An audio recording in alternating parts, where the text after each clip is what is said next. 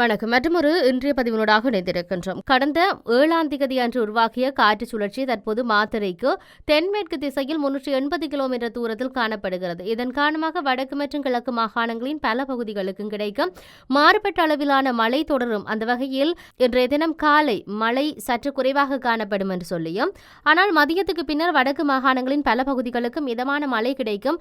ஆனால் கிழக்கு மாகாணங்களின் பல பகுதிகளுக்கு கனமழை கிடைக்கும் என்று சொல்லப்பட்டிருக்கின்றது. 16ஆம் தேதி நாளைய தினம் வடக்கு மாகாணத்தின் பல இடங்களுக்கு சிறிய அளவில் மழை கிடைக்கும். ஆனால் கிழக்கு மாகாணத்தின் பல பகுதிகளுக்கு மிதமான மழை கிடைக்கும் என்றும் அறிவிக்கப்பட்டிருக்கிறது.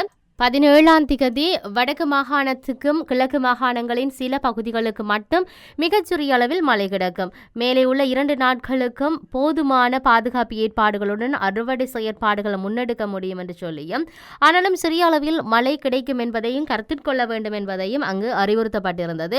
ஆகவே 17ஆம் தேதி அன்று தென்கிழக்கு வங்காள விரிகுடாவில் வளிமண்டல மேலடுகளுக்கு சுழற்சி ஒன்று உருவாக வாய்ப்பு இருக்கு. இதனால 18ஆம் தேதி வடக்கு மற்றும் கிழக்கு மாகாணங்களின் பல பகுதிகளுக்கு மிக கனமழை கிடைக்க வாய்ப்பு இருக்கிறது. 19ஆம் தேதி வடக்கு மற்றும் கிழக்கு மாகாணங்களின் பல இடங்களுக்கும் கனமழை கிடைக்கும். 20ஆம் தேதி வடக்கு மற்றும் கிழக்கு மாகாணங்களின் பல பகுதிகளுக்கும் மிதமான மழை கிடைக்கும். 21ஆம் தேதி வடக்கு மற்றும் கிழக்கு மாகாணங்களின் பல பகுதிகளுக்கும் மிதமான மழை கிடைக்கும். ஆகவே வடக்கு கிழக்கு மாகாணங்களில் விவசாய பெருமக்கள் அறுவடை செய்ய திட்டமிட்டிருக்க வேண்டும் விரும்புவீர்கள் என்பதற்காகவே மழை தொடர்பான எதிர்வு குரல்களை நாங்கள் உடனுக்குடன் தரக்கூடியதாக இருக்கிறது. இருந்தாலும் உங்கள் நிலைமைகளுக்காக பாதுகாப்புகளை நாங்கள் கருத்தில் கொண்டு அது சார்ந்தான முன்னாய்த்த நடவடிக்கைகளையும் எடுக்க வேண்டும் என்பதற்காக வானிலை தன்னுடைய பக்கத்தில் இருக்கக்கூடிய விபரங்களை வெளியிட்டிருப்பதையும் அவதானிக்கக்கூடியதாக இருக்கிறது.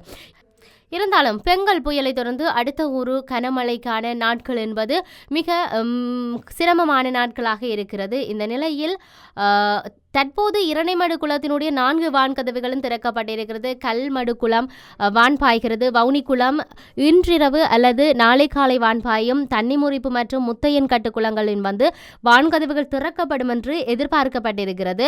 நன்கு முற்றிய நெற்கதிர்கள் உள்ள வயல்களுக்கு மிதமான மழை கிடைத்தாலேயே மிகப்பெரிய பாதிப்புகள் ஏற்படும். இதிலும் கவலையான ஒரு விடயம் என்னவென்றால், ஜனவரி மாதம் முடிவதற்கிடையில் இன்னும் 2 காற்று சுழற்சிகள் உருவாகி கொண்டிருக்கிறது. அதுக்கான வாய்ப்புகள் இருப்பதனால காலநிலை மாற்றம் தொடர்பில் இனியும் நாம் அசட்டியாக இருக்க முடியாது. துறை சார்ந்தவர்கள் ஒன்றிணைந்து மாற்று வழிகள் பற்றி சிந்திக்க வேண்டிய தேவை இருக்கின்றது. அதுக்கான தருணம் இது என்றவாறான பல்வேறுபட்ட அறிவுறுத்தல்களும் வந்து கொண்டிருக்கிறது.